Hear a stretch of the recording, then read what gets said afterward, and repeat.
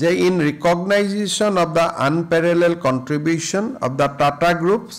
and its chairman emeritus, late Sri Ratan Naval Tata, the first Assam Vaibhav awardee himself, the state cabinet has approved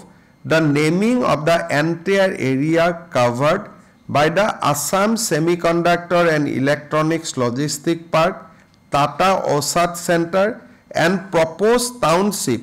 with the social infrastructure as Ratan Tata Electronic City, Jagirod. অর্থাৎ আমাৰ যেটো গুটে Hindustan paper কৰ্পোৰেচনৰ গুটে যেটো area আছিল যত আমি এতিয়া নতুনকৈ ইলেক্ট্ৰনিক সিটি বনাম সেই সিটিখনক আজি কেবিনেটে ৰতন টাটা ইলেক্ট্ৰনিক সিটি আৰটিইসি, জাগিৰোড হিচাপে নামাকৰণ কৰিবলৈ সিদ্ধান্ত গ্ৰহণ কৰে।